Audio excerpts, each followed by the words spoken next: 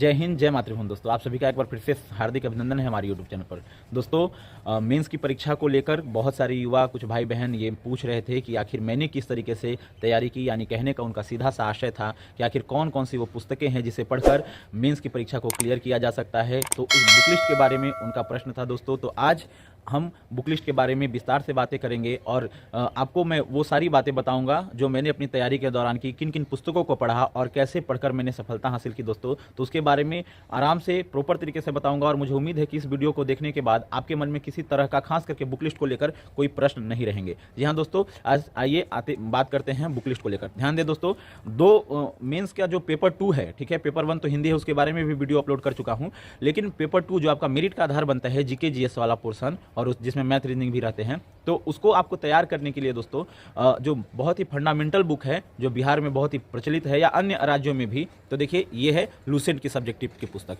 इसे पहली प्राथमिकता रखना है दोस्तों, ठीक है, इसमें प्राथमिकता की श्रेणी में पहला स्थान रखना है इसको। इसे आप जरूर ले लेंगे और जो नई वाली पुस्तक है उसे ले लेंगे, ठीक है। आप कह रहे होंगे कि पहले से मैंने पढ़ा है पीटी में, ठीक है, तो चूंकि पीटी में मैंने भी इसको रिकमेंड किया था कि, लेकिन जो पहले वाली और अब में थोड़ी सी अंतर है दोस्तों कि इसमें कुछ सेक्शन को जोड़ा गया है, जैसे थोड़ा सा कुछ को विस्तार किया गया है, कला एवं संस्कृति को जोड़ा गया है, कला और संस्कृति को जोड़ा गया है। तो इस तरीके से यह बहुत ही महत्वपूर्ण पुस्तक है। देखिए दोस्तों, इसे आप जरूर ले लेंगे, यह बेसिक बुक की तरह है, ठीक है, क्योंकि आपके रिवीजन के टाइम पे यही काम देगा।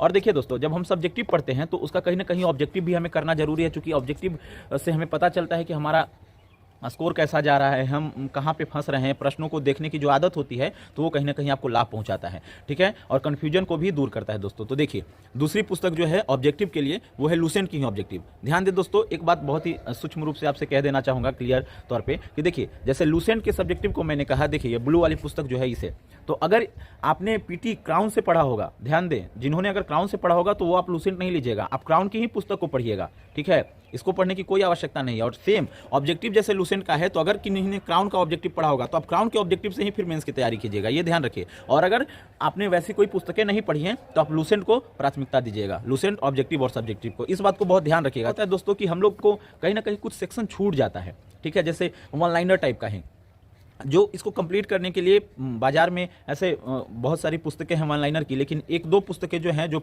बहुत प्रमुखता से हैं, वो हैं दोस्तों महेश वर्णवाल की, देखिए ये एनसीईआरटी सार संग्रह वन लाइनर, ठीक है, तो इसे आप ले लेंगे। नहीं तो अगर इसे नहीं लेते हैं तो आप इसे ले सकते हैं। देखिए परीक्षा वाणी की वन लाइनर की पुस्तक, ये देखिए परीक्षा वाणी की वन लाइनर की पुस्तक दोस्तों, देखिए ये भी बहुत अच्छी पुस्तक है, ठीक है। मैंने पीटी के दौरान और मेंस के दौरान इसे पढ़ा था पिछली बार, और मुझे इससे लाभ भी हुआ था दोस्तों। कुछ प्रश्न सीधा इससे आए थे मतलब, लेकिन कोई भी आप ले लीजिए, दोनों में ये भी अच्छा है वो भी अच्छा है। और हालांकि पुरानी वाली जो परीक्षा वाणी की जो पुस्तक थी दोस्तों, उसमें कुछ चीज़ बेहतर तरीके से दिए हुए थे, तो अगर, लेकिन आप जानते ही हैं कि अपडेट होना पड़ता है हमें, तो इसलिए नई वाली जो पुस्तक है इसमें कुछ चीज़ों को हटा दिया गया है, लेकिन कुछ चीज़ों को जोड़ा भी गया है और अपडेट किया गया है। तो कोई भी दोनों में से एक पुस्तक ले लीजिए, चाहे महेश वर्णवाल का वन लाइनर, एनसीईआरटी सार संग्रह का, या फिर परीक्षा वाणी की पुस्तक। अब देखिए इसके बाद दोस्तों, चूंकि इतना से आपका बहुत हद तक जीके जीएस कवर हो जाएगा, लेकिन मेरिट बनने के लिए आपको इसके अलावे थोड़े से पढ़ने होंगे दोस्तों। जी हाँ,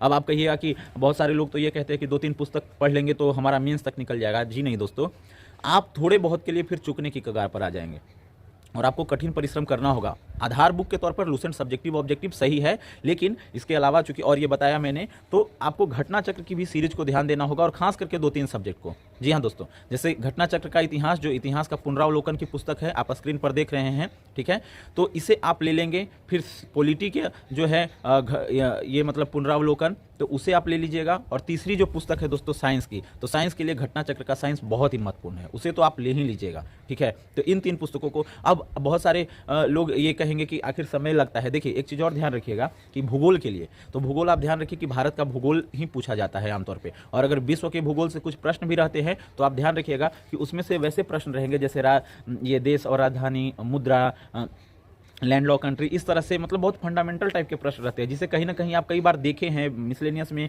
पढ़े हैं, तो इसलिए आपको ज़्यादा परेशान नहीं होना है उसको लेकर। तो इसमें चूंकि भारत का ही भूगोल पूछता है, तो उसको लेकर आप घटना चक्र के भूगोल को पढ़ सकते हैं, लेकिन वो बहुत व्यापक तौर पर हो जाता है थोड़ा, तो उसके लिए उसके सब्स्टिट्यूट के तौर पर आप इसको पढ़ सकते हैं दोस्तों।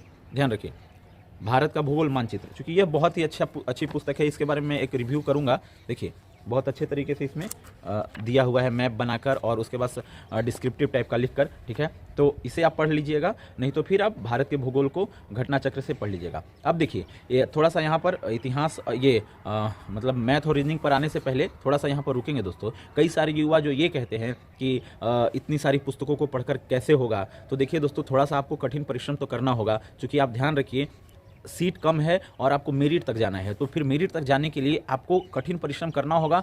साइड से भी कुछ इन लोगों इन मतलब जो 2-3 पुस्तकें हैं इन पुस्तकों को पढ़ना ही होगा, ठीक है। क्योंकि आप ऐसे समझिए ना, लूसेंट सब्जेक्टिव ऑब्जेक्टिव अगर आप अच्छे से तैयार कर लेते हैं तो फिर आपको घटना चक्र पढ़ने जाइएगा तो 1-2 जैसे कोई भी टॉपिक है तो 1-2 पेज में वैसा रहता है सब्जेक्टिव, उसके बाद उसका ऑब्जेक्टिव, जिसमें अधिकांश प्रश्न आपको याद रहे होंगे। लेकिन कुछ कुछ यूनिक प्रश्न रहते हैं जो आपको याद करने के बाद आपको उसको मतलब रिवीजन टाइप का होता है, प्रैक्टिस टाइप का होता है, तो आप जो परीक्षा में जो गलत करते हैं उससे आप बचिएगा दोस्तों, कन्फ्यूजन जो क्रिएट होता है उससे बचिएगा। इसीलिए मैंने वो पुस्तकें रिकमेंड की और ऐसा मैंने पीटी के समय भी कहा था कि आप लूसेंट सब्जेक्टिव ऑब्जेक्टिव और एक वन लाइनर की पुस्तक को पढ़िए, लेकिन घटना चक्र को थोड़ा एक एक नज़र देखते रहिएगा ताकि मेंस के समय वो काम दे। और वही बात है दोस्तों, इसीलिए मेंस में मैं फोकस कर रहा हूँ कि घटना चक्र को जरूर देखिएगा, ठीक है। और अगर इसके बाद अब बात करते हैं दोस्तों, क्योंकि आप जानते हैं कि 20-22 के आसपास मैथ और रीजनिंग मिलाकर 20-22 प्रश्न रहते हैं। कभी मैथ ज़्यादा रहता है, कभी रीजनिंग ज़्यादा रहता है। हालांकि पिछले 2 बार से मैथ की संख्या ज़्यादा है, 14-15 के आसपास मैथ देखने को मिल सकते हैं, 13-14 के आसपास, और 7-8 रीजनिंग। तो देखिए दोस्तों, मैथ और रीजनिंग के लिए कोई भी आप मार्केट से कोई भी एक पुस्तक ले लीजिए। जैसे आप मैथ के लिए आप आर.एस. अग्रवाल की पुस्तक ले सकते हैं या किसी और भी पब्लिकेशन की जो आपको सरल तरीके से समझ आए। और मैथ और रीजनिंग को लेकर ज़्यादा परेशान होने की आवश्यकता नहीं है, क्योंकि मैथ और रीजनिंग में बहुत सारे युवा को देखते हैं कि वो ये सोचते हैं कि कितना पूरा पढ़ना होगा, हम तो मैथ में कमज़ोर है। तो ऐसा नहीं है दोस्तों, 8-10 टॉपिक है, जैसे परसेंटेज हो गया, टाइम एंड वर्क हो गया, बोट एंड स्ट्रीम हो गया, ट्रेन ये सब वाला हो गया, हाइट एंड डिस्टेंस हो गया, समझे। और इस तरह के और भी कुछ टॉपिक हैं, परसेंटेज रेशो, ये सब। तो ये सब अगर आप पढ़ लेते हैं ना दोस्तों, तो बहुत हद तक वहाँ से ही आपका कवर होगा। हालांकि विस्तार से एक वीडियो में लाऊंगा इसके बारे में कि किस किस टॉपिक को कवर करना है, क्योंकि मैं मैथ में खुद ही एक साधारण स्तर का विद्यार्थी रहा हूं दोस्तों। दूसरी बात, अब रीजनिंग के लिए कोई भी एक पुस्तक ले लीजिए, चाहे दीपक कुमार की आती है रीजनिंग की पुस्तक, या फिर टाइम्स का, किसी का भी, और नहीं तो फिर आप प्रैक्टिस कर लीजिएगा ना, और कुछ टॉपिक को 3-4-5 टॉपिक को देख लीजिएगा, तो आपका रीजनिंग भी बेहतर हो जाएगा। तो यही था दोस्तों बुक लिस्ट को लेकर, चूंकि मैंने जो फॉलो किया था वही आप सभी के सामने रखा हूं दोस्तों। और मुझे उम्मीद है कि अगर इस तरीके से आप पढ़ाई करेंगे, ठीक है, तो आप निश्चित रूप से एक सीट को सुरक्षित करने की ओर कदम बढ़ा देंगे, ठीक है दोस्तों। और अगर फिर भी कोई क्वेरीज रह गई हो, आपके मन में कोई वैसी दुविधा हो, कोई प्रश्न हो, तो आप निस्संदेह मुझसे पूछिए। हाँ, टेलीग्राम चैनल से हमारे जुड़कर, या फिर आप कमेंट बॉक्स में कमेंट कीजिए कि कोई भी डाउट हो, तो मेरा प्रयास रहेगा कि निश्चित रूप से आपके बताने का प्रयास करूं। तो मिलते हैं दोस्तों फिर से अगली वीडियो में एक नई जानकारी के साथ। तब तक के लिए जय हिंद, जय मातृभूमि, वंदे मातरम, धन्यवाद।